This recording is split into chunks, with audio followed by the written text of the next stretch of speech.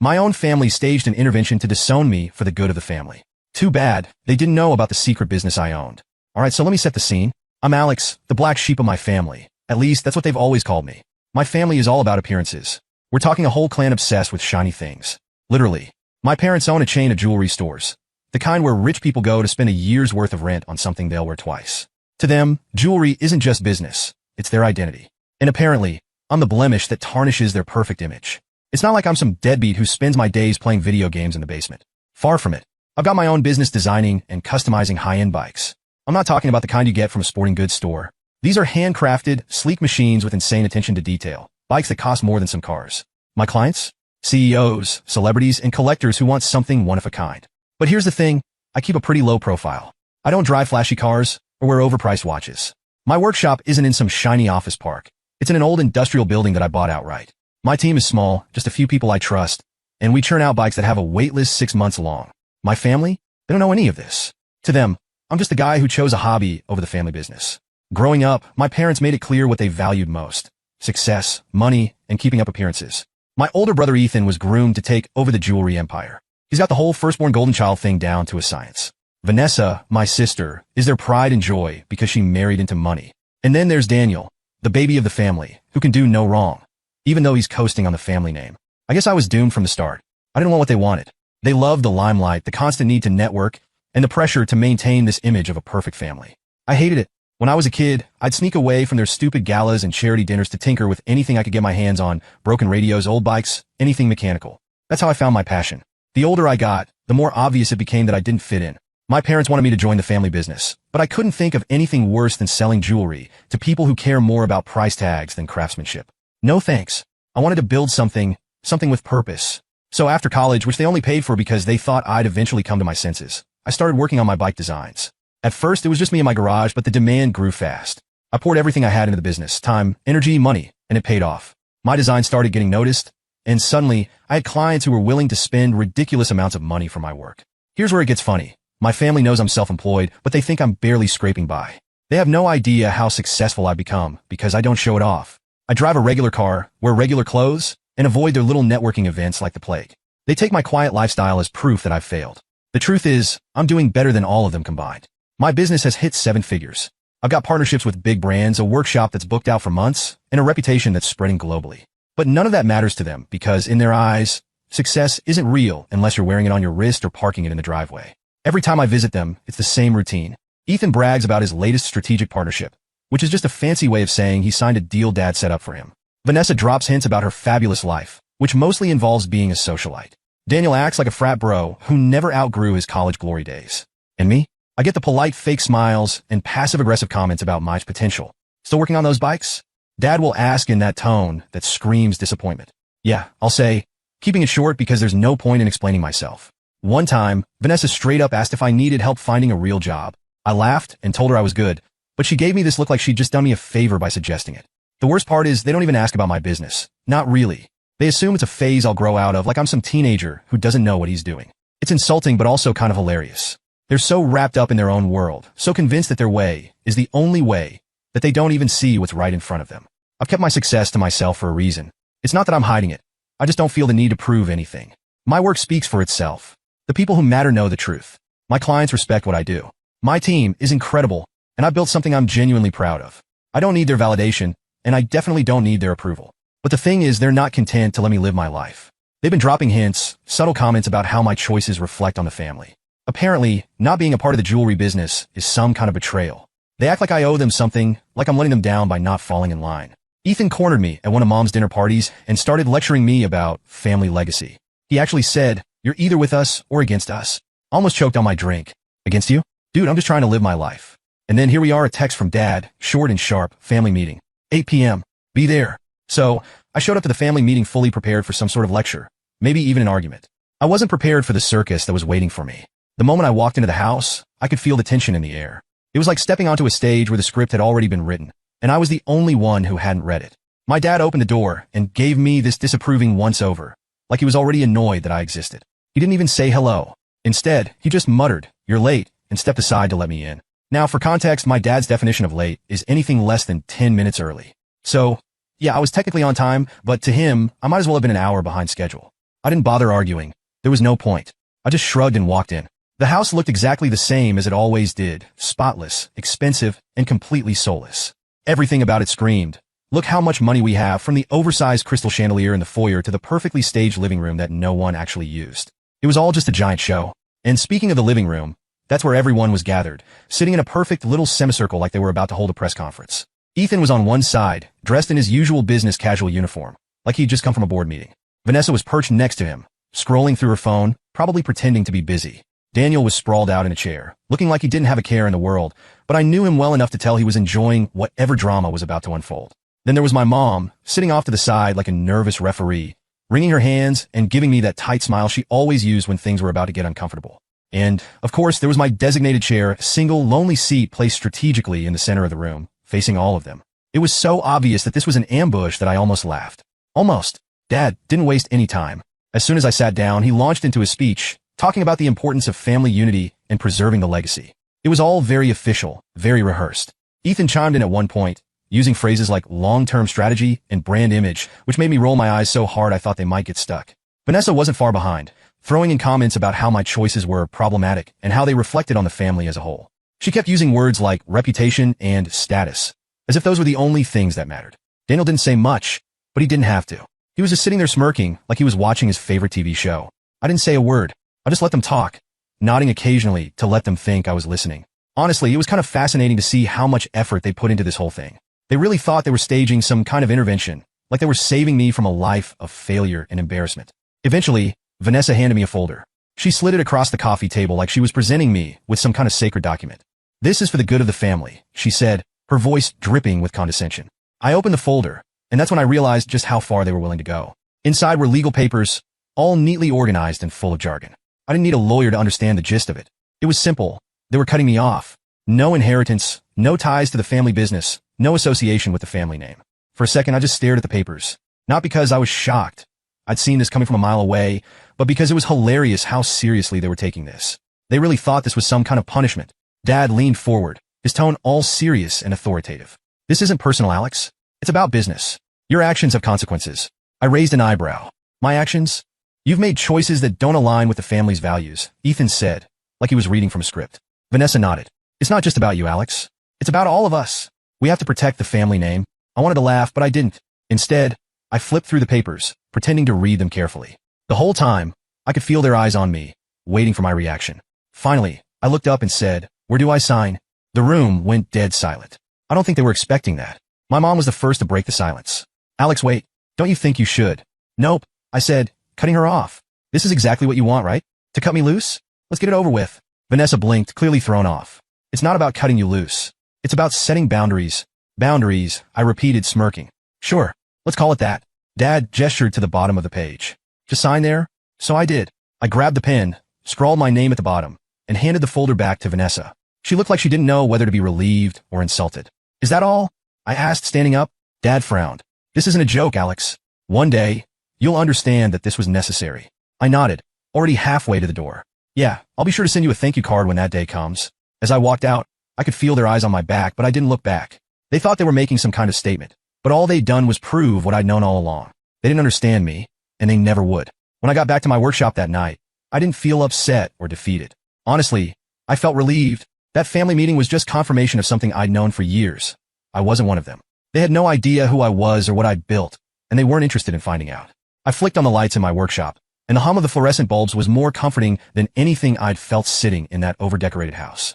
The space was my sanctuary, walls lined with tools, shelves stacked with custom parts, and rows of partially built bikes waiting for me to bring them to life. It was all mine, built with my own two hands. My assistant Ben was still there, finishing up some late orders. He looked up as I walked in. "Hey, how'd it go?" he asked, wiping his hands on a shop rag. "They disowned me," I said casually, dropping my bag on the workbench. Ben blinked. "Wait, like officially?" "Yep," I said, grabbing a half-finished frame from the rack and inspecting the welds. "Signed the papers and everything. I'm no longer part of the family." Ben let out a low whistle. "Damn. You okay?" I shrugged. "Honestly, yeah. They think they cut me off, but I'm the one who's been carrying them emotionally for years. They did me a favor. We worked in silence for a while, the only sounds coming from the buzz of tools and the occasional clang of metal. It was peaceful, the kind of peace I'd never felt around my family. A couple of hours later, I logged into my business dashboard, and the numbers were enough to make me smile. Orders were through the roof. One of our recent designs had gone viral in a niche cycling community, and now people were practically throwing money at us. Custom requests, bulk orders from international clients, even inquiries from a couple of big-name brands wanting to collaborate. It was overwhelming in the best way. My inbox was flooded with emails, and while most were business-related, there were a few that stood out. One was from a journalist who wanted to write a feature on me for a lifestyle magazine. Another was from a professional cyclist who wanted a custom bike for their next competition. And then there was the one that made me pause. A private client offering an absurd amount of money for a one-of-a-kind design. I leaned back in my chair and laughed. My family thought I was wasting my life tinkering with bikes, but this tinkering was bringing in more money than their jewelry business ever would. The thing is, I never cared about the money. Don't get me wrong, it's nice to be financially stable, to not have to worry about bills or debt. But that wasn't why I started this. I started it because I loved it. Because I wanted to create something with my hands, something that was both functional and beautiful, something that mattered. The money? That was a nice bonus. And the best part was it let me keep building without compromise. I didn't have to answer to anyone, not investors, not shareholders, and definitely not my family. The next morning, I met with Josh, my business partner, at our favorite diner. Josh is one of those people who's always 10 steps ahead of everyone else. He's the reason we've been able to scale the business so quickly. All right, he said, sliding into the booth across from me. What's the plan? For what? I asked, sipping my coffee. For dealing with your family, he said. They're going to come crawling back eventually. You know that, right? I shrugged. Let them. I'm not going to waste my energy worrying about them. I've got bigger things to focus on. Josh smirked. Fair enough. Speaking of bigger things, we need to talk about this. He pulled out his laptop and showed me an email from one of our suppliers. They were offering us an exclusive deal on some new materials, but we'd have to commit to a larger production run than usual. Can we handle it? I asked. Easily, Josh said. With the orders we got coming in, we could double our output and still have room to breathe. This is a no-brainer. Do it, I said. Josh grinned. Done. As the weeks went by, things only got better. The magazine feature came out, and it was a game changer. The journalist wrote this glowing article about how I'd turned a passion for bikes into a thriving business, complete with photos of our workshop and some of our best designs. The response was insane. Orders tripled overnight, and our social media accounts exploded with new followers. We had to hire 2 more people just to keep up with the demand. Ben, who'd been with me since the garage days, started training the new hires while I focused on designing our next big project. It was exhausting, but in the best way. Every now and then, I'd think about my family, not in a sad or nostalgic way, but more like curiosity. I wondered if they'd seen the article or heard about the business. Part of me wanted them to know, just to see the looks on their faces. But another part of me didn't care. I was too busy building something real, something they'd never understand. One day, I got a call from a company that made high-end outdoor gear. They wanted to collaborate on a limited edition bike for their next product line. It was the kind of partnership that could take us to the next level, and I couldn't say yes fast enough. Josh and I spent weeks hammering out the details, working late nights to make sure everything was perfect. By the time the prototypes were ready, I knew we had something special. The launch was a massive success. The bikes sold out within hours, and the buzz around the collaboration put us on the map in a way we'd never been before. Suddenly, we weren't just a small niche business, we were a brand. And through it all, my family was silent. Not a call, not a text, nothing. I didn't know if they were ignoring me, or if they were just clueless about what I was doing. Either way, it didn't matter. Their silence didn't last long, though. It started with a text. We need to talk. Urgent family matters. Vanessa was the first to break the silence, as I figured she would be. My siblings were predictable like that. She always liked being the peacemaker when things got messy, but her version of peace usually involved making sure everyone saw her as the voice of reason. I ignored it. Then came another one, this time from Ethan. Alex, let's meet. I think there's been a misunderstanding. That made me laugh out loud. A misunderstanding? The same guy who sat there with his perfect posture, watching me sign away my inheritance. Now thought we had a miscommunication? Yeah, sure. I didn't reply to him either. The text kept rolling in over the next few days, each one more desperate than the last. Daniel's finally showed up too, though his was just as lazy as he was. Yo, you around? Stuff's happening. Real poetic, that one. But the one that made me pause was from my dad. Come home. We need you. That was when I knew something had shifted. Dad didn't ask for things. He commanded, expected, demanded. Come home was about as close to begging as he'd ever get. At first, I wasn't sure if I wanted to respond. Part of me wanted to see just how far they'd go. But another part of me knew they'd eventually escalate. It wasn't in their nature to let things lie. They needed control, and I wasn't playing by their rules anymore. A week later, Josh and I were in the workshop when I got a call from an unknown number. Hello, Alex, a familiar voice said, overly formal. It was Ethan. We need to talk. I rolled my eyes. I got your texts. What do you want? He hesitated for a second, which told me everything I needed to know. It's about the family business, he admitted, and I could practically hear the pain in his voice as he said the words. It's not a great time for us, and we think you could help. I could help, I asked, leaning back in my chair and smirking. That's interesting. Last time we talked, I was an embarrassment to the family. My choices didn't align with your values. Remember? Alex, Ethan said, his tone shifting to that condescending older brother voice he loved so much. Let's not dwell on the past. This is bigger than all of us. I laughed. No, it's not. It's about you, Ethan, and Vanessa, and Dad. And the fact that none of you have any idea how to adapt to a world that's moving faster than you are. He tried to push back, but I cut him off. I'm busy, Ethan. If the business is struggling, maybe you should have thought about that before you decided I wasn't good enough to be part of the family. I hung up before he could respond. That was satisfying. The next move came a few days later when Vanessa showed up at my workshop unannounced. I was in the middle of fine-tuning a custom build for a new client when I saw her car pull into the parking lot. She stepped out in her designer heels and sunglasses like she was walking into some fancy boutique, not a place where grease and metal were the main decor.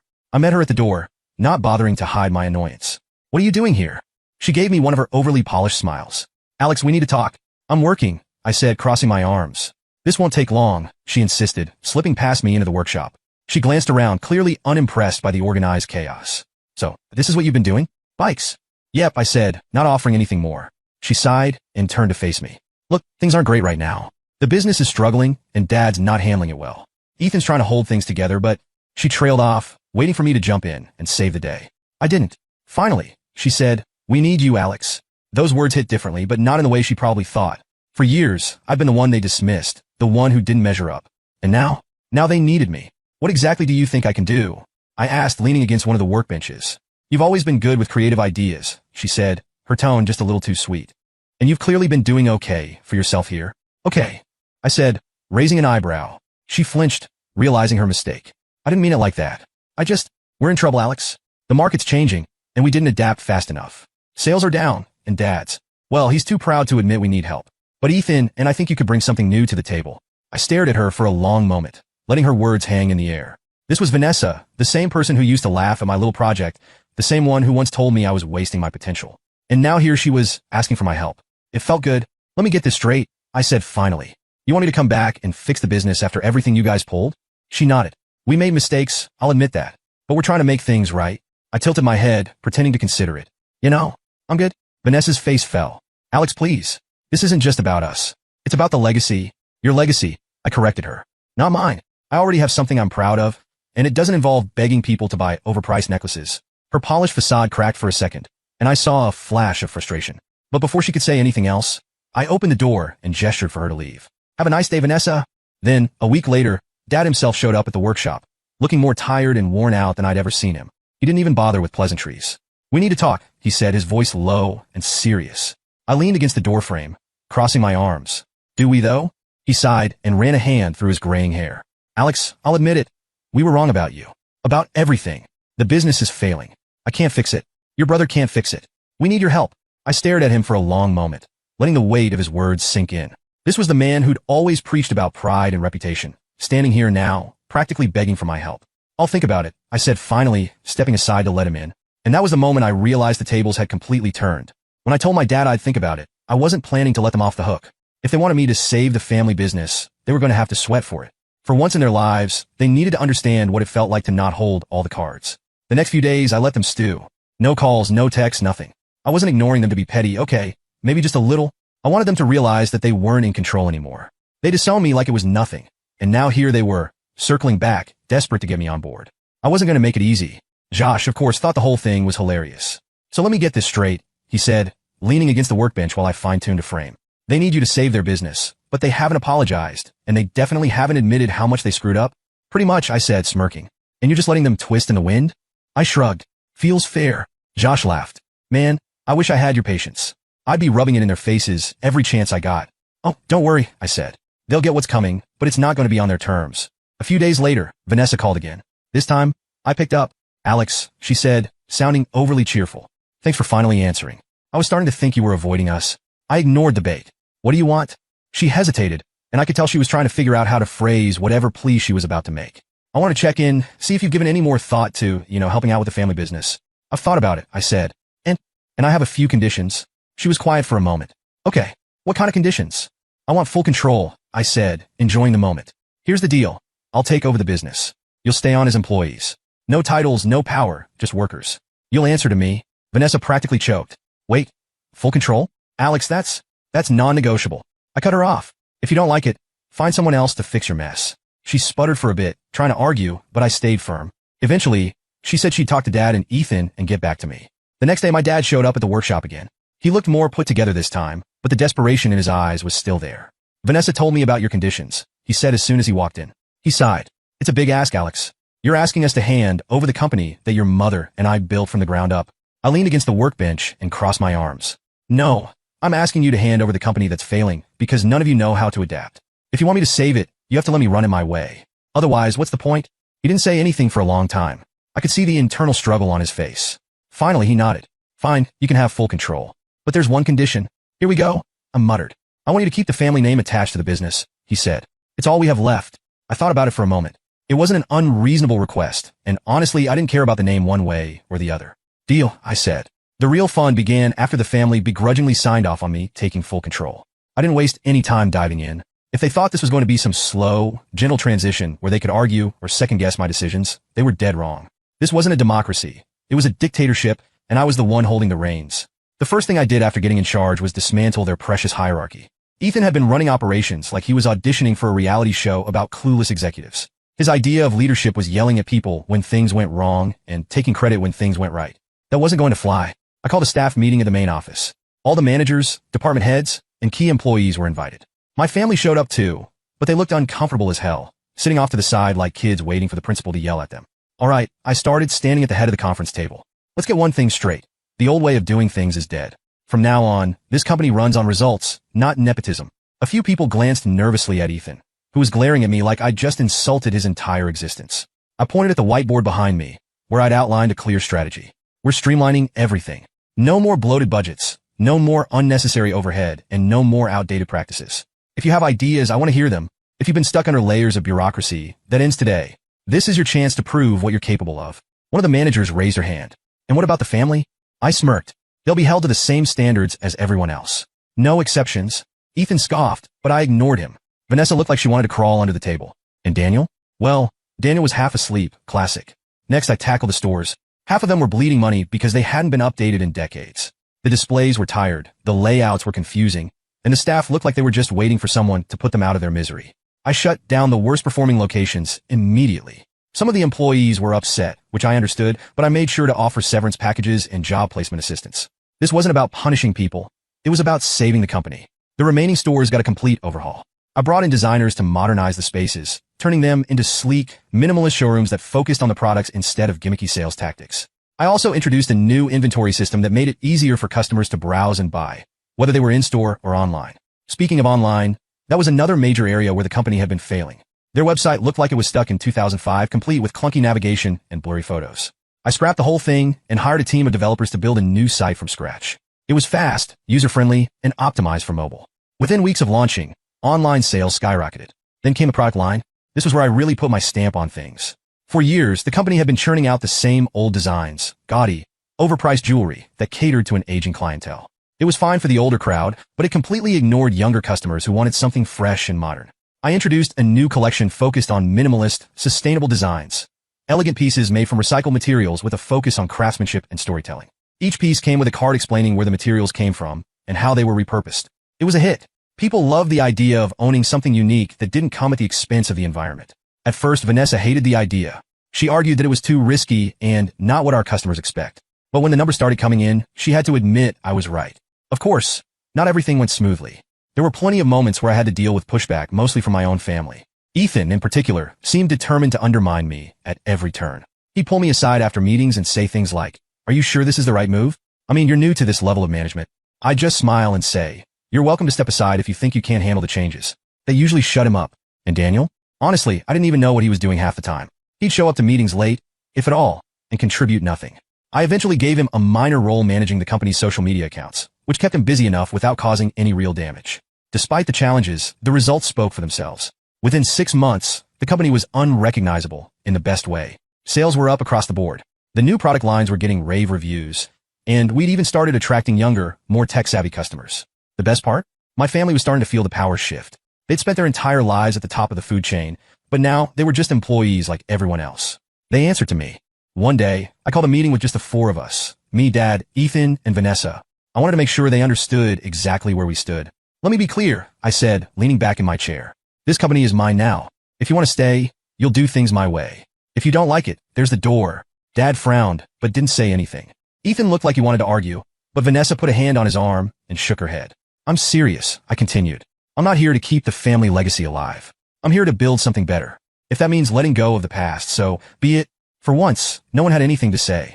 The turning point came when one of the industry's biggest trade shows invited us to showcase the new collection. It was the kind of event that could make or break a company's reputation, and I was determined to make an impression. I designed the booth myself, creating a sleek, immersive experience that highlighted the sustainable designs and told the story of the company's transformation. My family was there, of course, but this time, they weren't the stars of the show. I was. Customers, journalists, and industry leaders flocked to our booth, praising the new direction and asking how we'd managed to turn things around so quickly. I made sure to give credit where it was due, mainly to the employees who'd worked tirelessly to make it happen. As I watched people admire the pieces I'd helped create, I felt a sense of pride that I'd never experienced before. This wasn't just about saving a business. It was about proving to myself, and to them, that I was capable of so much more than they'd ever given me credit for. By the end of the show, we'd secured several new partnerships, and the buzz around the brand was bigger than ever. My family was finally starting to understand that I wasn't just the black sheep anymore. I was the one leading the charge. Then one day, it happened, the moment I'd been waiting for. We had just wrapped up a quarterly review meeting where I presented some of the best numbers the company had ever seen. I was closing out the presentation when my dad cleared his throat. "Alex," he said, his voice softer than I'd ever heard it. "I just want to say, I'm proud of you. You've done something none of us could have done. You didn't just save the business. You made it better." The room went silent. Even Ethan and Vanessa looked surprised. "Thanks," I said, keeping my tone neutral. Vanessa chimed in. "Dad's right. We should have seen your potential sooner. You've taken this company to places we never thought possible." Ethan nodded reluctantly. "You proved us all wrong. I can admit that." It was a strange feeling hearing them admit it out loud. "We've been talking," Dad continued, glancing at the others. "We'd like to fix things, not just the business, but us, the family." There was the apology, the olive branch. I sat back in my chair, letting their words hang in the air for a moment. "I appreciate that," I said. "But let's be honest, you didn't want me in the family until I became useful. That's not something I can forget." Vanessa looked down, clearly uncomfortable, but she didn't argue. "I'm not interested in pretending everything's fine," I continued. "What we have now works. We're working together. That's it. I don't need anything more from you." Ethan frowned. "Alex, come on. We're family. We made mistakes, but we're trying to make it right."